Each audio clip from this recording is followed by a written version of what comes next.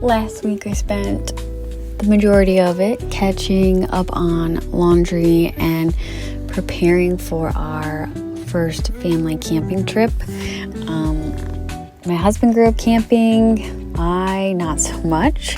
My family spent most of our summers on the lake, and my husband did a lot more of the camping with his family. He had like a pop-up camper that they would take, and he has fond memories, so I decided this year maybe we could try that with our daughter. And so we found a camper to rent. It was a pop-up one as well, and basically then I spent the rest of the week, like I said, prepping. So lots of food prep. We were only going to be gone for 2 nights, so like a Friday night, Saturday night, returning home on a Sunday. But that still requires a lot of stuff for a family of 3. You would be surprised about. And how we break up responsibilities in our household, this is just what works for us. I am always taking care of the laundry. This is kind of my realm. My husband works at home, so he's a remote style work, and we're kind of there together with him while he's away in the office, but he's close by if we need him. I usually do most of the cooking, but he'll balance it out as well. He does everything outside, so all the lawn work, that kind of falls into his realm, especially with like winter time. He gets to do the fun snow shoveling, and it just works for our family, so that's kind of typical, but I like it.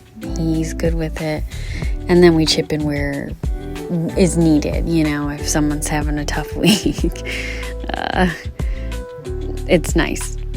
We share the weight there. So for the camping trip, I was pretty much in charge of then,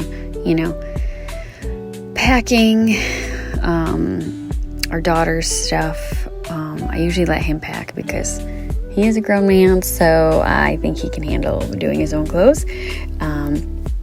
But then I take care of myself, and then like we needed some bedding to bring as well. So I handled that.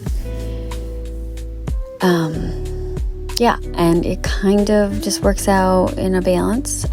He's kind of more in charge of like the, what do you call it? Like the camping stuff, right? Like he had to be in charge of like lighters, camping gear, etc., since he's had more experience with that than I have. Kind of let that fall onto him, and it worked out quite well.